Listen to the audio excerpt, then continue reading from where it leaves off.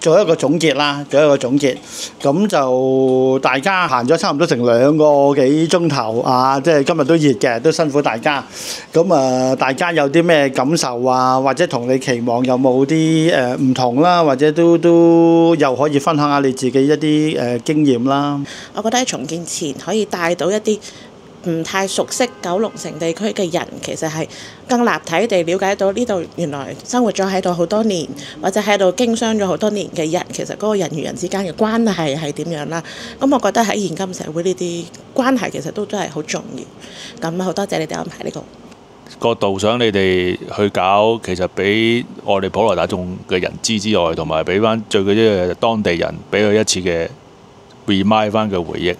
即係都唔係，我唔可以話我參加咗好多導賞團，但係呢個係我本地遊入邊其中一個最有誠意，我覺得最滿分，基本上係滿分嘅一個導賞團嚟㗎啦。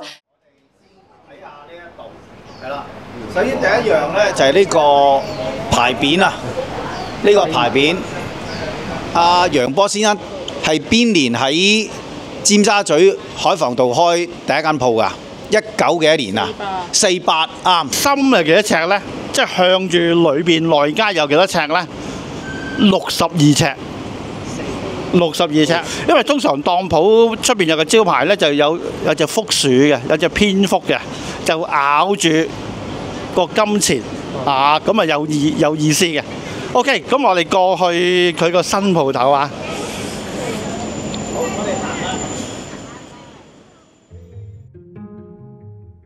我哋社工隊咧，當初因為重建走入九龍城呢個地方，咁發現呢個地方咧有好多好獨特嘅歷史同埋文化，而呢啲歷史同文化咧係同街坊嘅生活好息息相關，係講緊街坊自己本身喺呢個區嘅所有回憶同埋一啲嘅記憶點嘅鋪頭啊，咁所以咧佢哋講起佢哋以前好多兒時啊，同以前同屋企人啊、朋友啊喺呢度發生過嘅趣事嘅時候咧，就令我覺得，咦，成個方向同埋成個氛圍係好唔一樣咯。咁所以好希望透過街坊嘅口啦，去將佢哋嘅生活同埋呢度曾經經歷過嘅變遷咧，去話俾參加者去知道。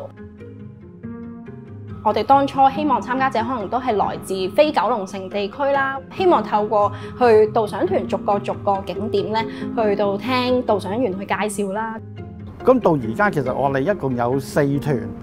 喺九龍城區裏邊行唔同嘅地方，或者有唔同嘅目的嘅。咁我哋最初計劃就係一個街坊導賞團啦，由我哋啲街坊講一講我哋自己一啲古仔啦，我哋親身喺九龍城發生嘅事啦。亦都有店鋪導賞團去介紹店鋪嘅歷史，而介紹店鋪歷史嘅時候咧，通常係會直接去訪問店鋪嘅經營者啦。咁希望可以透過佢哋講佢哋日常經營嘅一啲故事咧，去到同參加者去分享。導賞團似乎好大個分別就似乎講緊乜嘢咧？唔係講九龍城個歷史啊，係講人嘅歷史，好平民化，好貼地。早晨，幾個團員過嚟參觀啦。咁首先咧就想問一問咧，你哋嗰個歷史啦。我哋咧喺呢條街咧就營業咗大概70年㗎啦。咁最初咧就喺對面32號嗰度經營嘅。以前個城寨咧就住咗10幾萬人，超過一半係潮州人嘅。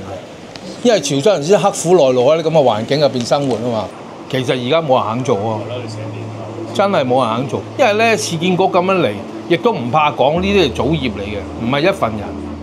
其實正係因為重建啦，好多經營者都唔係好知究竟重建會發生咩事，或者究竟重建所謂嘅一啲賠償係點樣咧？咁我哋其實作為重建嘅社工隊，我哋都會去向佢哋提供一啲資訊啦，或者喺重建嘅時候咧，去陪伴佢哋走過呢段嘅日子。咁正因為咁，就認識咗好多重建區嘅一啲老鋪啦。潘姑娘咧就好勤力㗎，會聯絡嗰啲店鋪啊咁。佢嘅特色咧就可以入去店鋪同啲老闆傾偈，由老闆嘅介紹。咁亦都覺得佢哋喺度嘅一啲經營嘅故事都係好好聽，都係好反映到九龍城嘅一啲變化嘅。咁所以我哋就邀請咗佢哋成為咗導賞團嘅一部分。平日我哋行街未必咁容易入到去，頂籠就買嘢，同老闆噏1兩句就走啦。但係導賞團就可以有機會入到去參觀，同老闆傾偈交流。咁其實呢個係我一路個心願。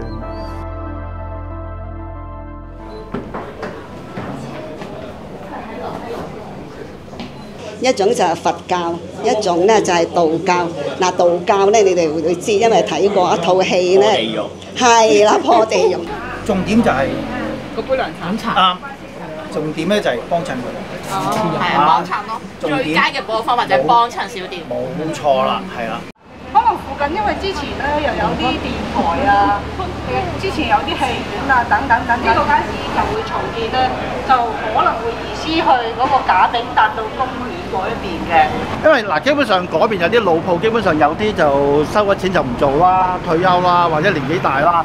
咁即係有啲新嘅鋪頭喺度開，好似頭先盛源都係啦。咁我都唔知佢原來走咗過嚟呢邊。咁點解會嚟參加呢個報名導賞團呢？咁個淵源就係因為以前咧呢度附近有個啟德機場，咁我會去機場咧接我大佬機啦，或者送我大佬機，因為佢去咗美國嗰度開頭嚟讀書。就喺九龍城咧就住咗由52年開始落嚟香港，就住到91年搬走嘅。咁我自己對九龍城都有啲情意結嘅，細個喺呢度都經歷咗有啲故事啦。去九龍仔游水啦，喺李基剝牙啦。點解要參加導賞員？就係我成日咧都嚟九龍城買嘢啊、食嘢啊、買餸啊。咁第二方面嘅淵源就係我結婚嘅時候咧，95年就喺呢度附近嗰個嘅。當時係叫做機場富豪酒店啦，而家咧就叫做呢個富豪東方酒店啦，係擺酒咯。因為重建啦，就聖雅各福群會咧就喺度即係做一啲資訊啊，咁好好㗎。後來咧佢哋又搞一個導賞團。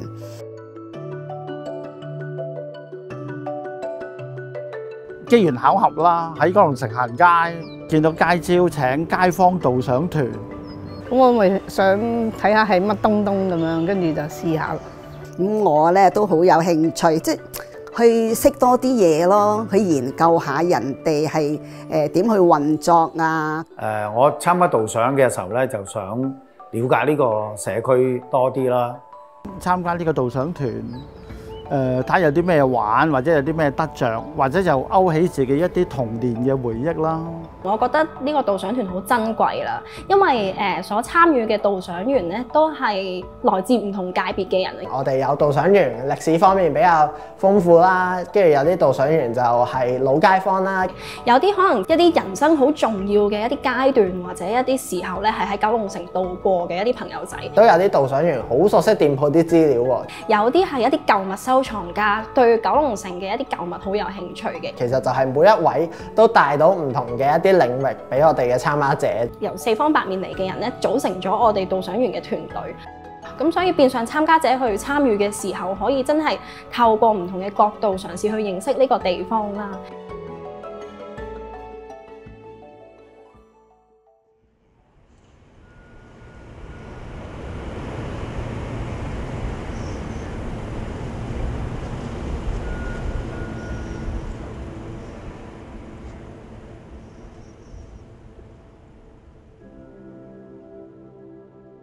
我哋係2023年嘅5月開始嘅。一開始嗰時好緊張㗎，因為咧我哋傾好多次咧，咁先成咗一個團啦。其實好基本就係大家導賞員又開始零關係，唔識嘅。到而家我哋合作咗2年時間啦。咁到而家大概有30幾40團㗎啦。就係呢一個係一個合作出嚟嘅一個導賞團啦，就係由導賞員同埋社工一齊咧，由頭到尾傾出嚟嘅。個導賞團咧都想將多啲嘅決定權啦，同埋想將嗰個過程咧都俾導賞員一齊去參與。其實籌備路線嘅過程啦，或者同店鋪去接觸嘅過程咧，我哋都係由導賞員作為一個主軸，去由佢哋去設計啦，去到推介一啲佢哋認為好值得去講嘅一啲景點啦。今次街坊導賞團係由5個導賞員去合作計劃條路線，講翻自己一啲有趣嘅故事，跟住再編一條路線去邊度行邊度。就住每一個團每一個路線，佢哋嘅資料搜集嘅付出啦，佢哋去認真去考慮參加者嗰個體力嘅問題啦，即係會唔會呢條路線太長啦？咁樣行會兜路啦，會唔會影響咗參加者個體感啦？呢啲所有嘅嘢，佢哋都係考量喺入邊。咁喺個過程裏邊呢，我哋每一個導賞員其實都要配合，點樣去補位啦？點樣令到成個活動係可以好連貫地，唔係好個人化嘅導賞？即係咁大班人一齊帶團呢個情況咧係少嘅。咁我通常見到咧都係一個人帶嘅，咁就都好辛苦嘅。但係我哋咁多人一齊帶咧，就輕鬆好多。作為一個社工喺入邊做，其實即係我哋除咗俾導賞員去帶嘅時候，我哋做好後邊支援嘅角色。初期嘅時候咧，係由同事去做一啲框架嘅建立咁樣嘅，咁但係當中嘅內容咧，就完全應該係由導賞員自己去發揮，佢哋自己之間去溝通去諗，佢哋想打造一個點樣類型風格嘅導賞團，係一個親民嘅導賞團啦，商業化啲嘅導賞團啦，定係點樣？將一啲我哋知道嘅一啲九龍城嘅一啲歷史啦，或者將知道嘅九龍城關於重建嘅一啲資訊咧，都話俾佢哋知，咁就睇下佢哋點樣去用呢啲資訊去發揮喺個導賞裏面。咁社工嘅角色咧，其實就係去到鼓勵佢哋啦，推動佢哋喺裏面嘅參與啦。變相個分工就係同時去處理外圍嘅嘢，而內部導賞團嘅風格啊、內容啊，甚至所有當中嘅細節啊，就由導賞員自己去分咯。咁我覺得咁樣嘅分工係加速咗導賞團佢哋之間嗰個聯繫同埋互動交流之外咧，亦都係令到佢哋更加去 own 件事，個身份認同係增加咗。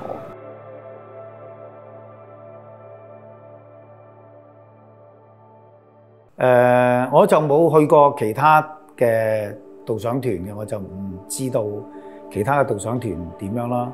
咁我只係覺得我呢個導賞團嘅時候咧，就人情味咧就好夠咯。個個都好好，咁樣咧就係好合作咯，大家互相補位啊，變咗做朋友啊。團之間啊，好多時都會好講得少啊，會出嚟食飯啊。我就好喜歡聽導賞員講佢一啲經歷。例如阿碧蓮姐啦，碧蓮姐就好，即係去到唐樓，去到佢自己屋企，講一講佢爹哋喺呢度創業開鋪頭到結業個感覺啦。咁同埋同我哋一齊合作嘅社工姐姐咧，都好關心我哋啊。咁所以我覺得一家人咁咯。其實我印象最深刻，即係每一位導賞員佢哋有幾咁着緊呢一個活動，佢哋即使自己身邊即係身兼有好多個工作咧，咁佢哋都好自然會騰出時間，亦都投入相當嘅努力落呢個團度。其實佢建立到一個咁自主嘅團體，呢件事係好難得。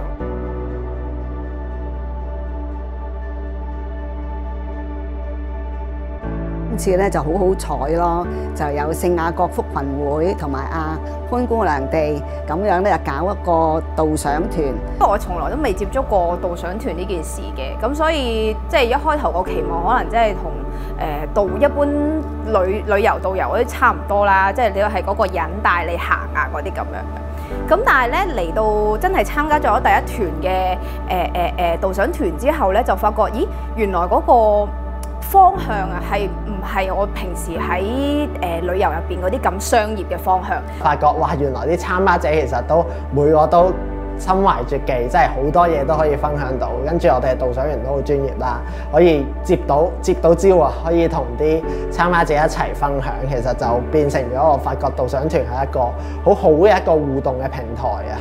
我自己都諗唔到原來即係個活動可以維持2年，原來真係街坊導賞或者店鋪導賞真係有市場嘅。因為有啲即將消失咗嘅嘢，咁樣咧人都走晒啦，屋就拆咗啦，咁有啲嘢咧就冇人知㗎啦。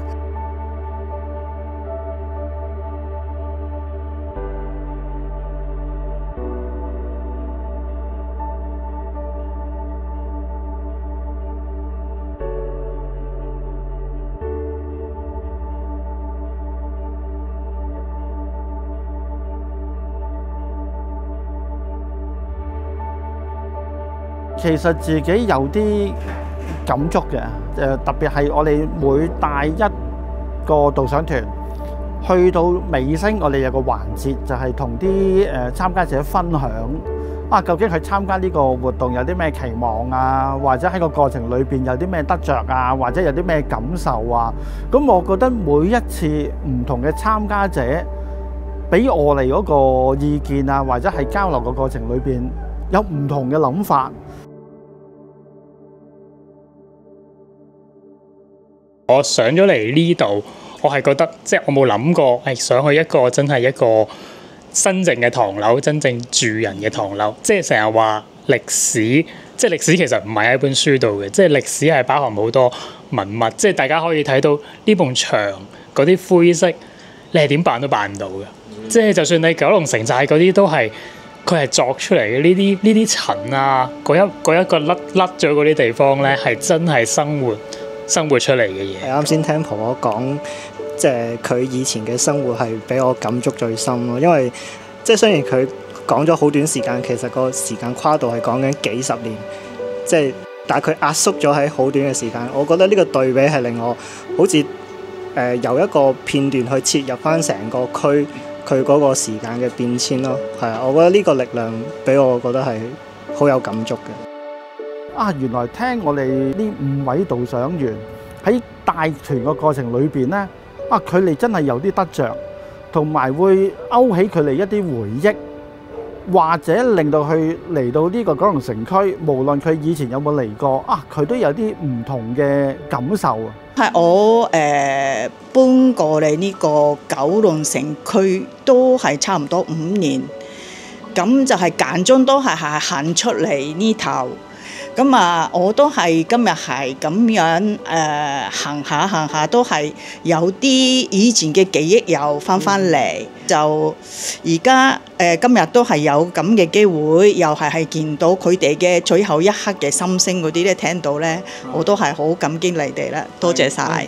即係對我嚟講啦，呢個係一個好新鮮嘅一個體驗，因為我真係未參加過呢一方面嘅一啲行程啦，咁就真係親身落嚟去行咗一個咁樣嘅 tour 之後，先發覺係，哇哦，原來呢個社區係有好多好特別嘅嘢，我哋平時係唔會留意得到嘅喎，咁樣。除咗留意翻九龍城嘅呢個改變之外，即係都要留意翻自己社區嘅一啲轉變啦。因為可能未必係香港改變得最迫切嘅一個社區啦，但係其實如果要用心認真咁樣諗咧，即係越嚟越多大嘅連鎖店進駐咗即係條街啦，又或者改變咗成條街嘅美學咧，就已經係慢慢咁樣去移走咗香港好多嘅本土特色咯。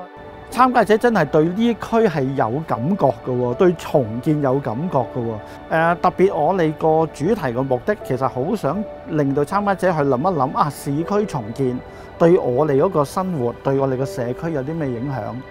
對人對自己個人有啲乜嘢影響呢？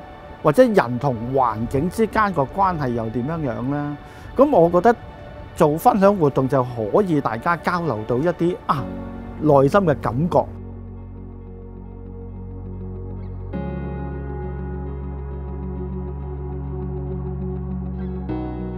咧喺個導賞入邊咧，會有時會見到呢度九龍城咧一啲店鋪嘅負責人啦，咁佢哋分享翻呢個經歷將來一啲嘅變遷嘅時候咧，佢哋嘅擔心咁我覺得喺入邊咧都感受到咧世界嘅變遷咯，即係九龍城就係呢個香港個社會嘅縮影，即係見證住呢區未清拆之前啲街道鋪頭係大概係點樣樣啦，到而家真係已經開始清拆，或者已經開始搬遷。其實我哋啱啱正就喺呢個咁嘅時光隧道裏邊配合得好靚。其實而家重建叫做去到中後期啦，咁好多鋪頭或者一啲真係喺度住嘅街坊都陸續開始搬走。